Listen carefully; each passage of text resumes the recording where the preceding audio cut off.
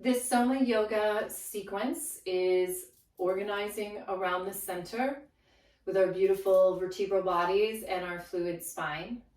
I have a yoga strap as my prop. There is a tutorial on how to create a loop that we're going to use in this series. So if you haven't seen that, you can watch that and come back. So I just have it folded right now because we're going to organize everything around the middle. So having a seat on the chair and just moving yourself forward so you're right where those sits bones are. Beautiful tripod feet and aligned in the zip code of our sits bones. And the arms go out and the hands are as wide as the shoulders. But I want to remind you that your shoulders aren't here. Your shoulders are here. So we don't want to be here. We want to go out so that our collarbones can really open. Now the arms are going to flow up, light fingers, and the tail can soften, the sits bones can root and return. So we can feel like a plant that is growing up to the sun, and their roots actually go deeper as they grow. They don't pull themselves out of the ground.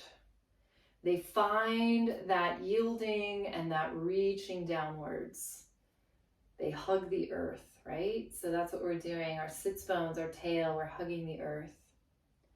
And our shoulder blades can glide upwards. Let's remember where our spine is in our body. It's not in the back. It's in the front back. And let's do one more and take a pause. Now we're going to move into our crescent pose. The yoga strap is really nice for this. If it's comfortable for you to bring your hands completely together or even hold the wrist, you can do that. But if that's just a little too much for your shoulders, you have the yoga strap as feedback. Now you move into the ground. The tail is really connecting into the ground. Feel that strength of your sacrum. And the rest of the spine is moving over, it's condensing to the side, including that occipital bone. Now, you can give a little bit extra pull with this bottom hand, this right hand, but it shouldn't be a lot because we're not deeply, deeply rooted when we sit. And then return back up. And then over to the other side. So the sits bones root. We can feel how the sacrum is supporting that occipital bone in the back of the head. And maybe this left hand wants to draw down. This side is condensing. It's moving inwards. And then this can just flow open and return.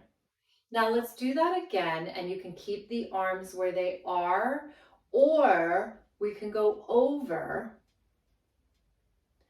and that right hand can slide up and either hold next to the left or even hold the wrist. Now with the arms closer, the head can just softly rest. And notice if you feel like you're getting pulled away from the earth. If that's the case, see if you can find a little bit more center and soften. And returning up. And then one more time to the other side. Over you go. And either keeping the arms open and wide or sliding that left arm up to the right or even holding and letting the head rest. Balancing the front and the back of the body. And returning back up and all the way down. Let's just put the strap down and just let everything soften, release. Now we'll move into Sukhasana, which is the tailor seat. And we have our loop. And for the tailor seat, you can put both legs through and cross the ankles. And this is creating some spiraling in the feet and the legs. If that feels okay, that's where I want you to go. If that doesn't feel great on your ankles, you can always maybe grab some pillows or blankets folded up or yoga blocks and see if you can create some feedback into them to see if that helps. If not, you can just, find what works. It's so okay. So we have this spiraling out and we have our strap here. Now I need to make it a lot smaller because what I want this for is that once I'm here with this strap, I'm hands-free. And so I can add some beautiful arm movement in. So the arms are organizing around my center, and as they move upwards, my tail is moving downwards, right down the midline. And back up. And return. And then we can switch legs. Finding that spiraling outwards through the feet, the ankles, all the way up through the hips. And just flowing the arms out, nice soft shoulders. Hands together, draw down to heart center.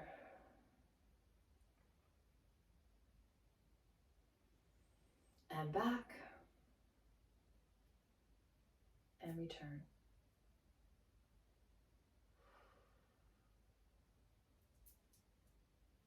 Now we can move into Baddha Konasana. That is with the feet together. So we first will make the loop much bigger. We can adjust it because now it's going on to the bottom of the feet. So much bigger loop.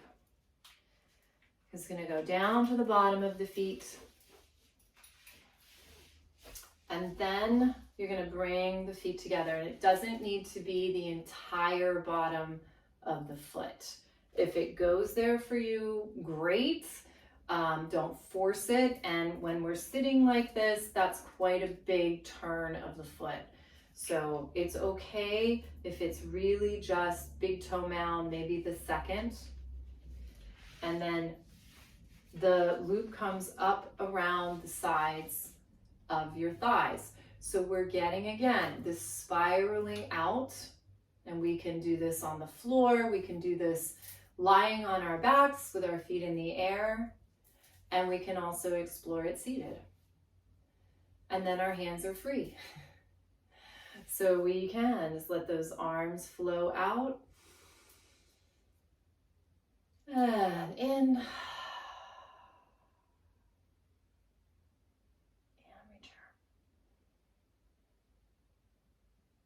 Easeful flow, soft flowing spine. Let's go one more time. Feeling yourself move towards the support of the chair and the ground. At the same time, you flow up into space.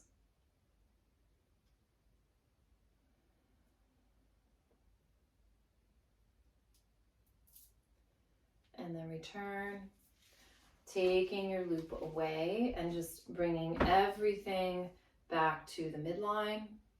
Take a little pause to finish. Beautiful.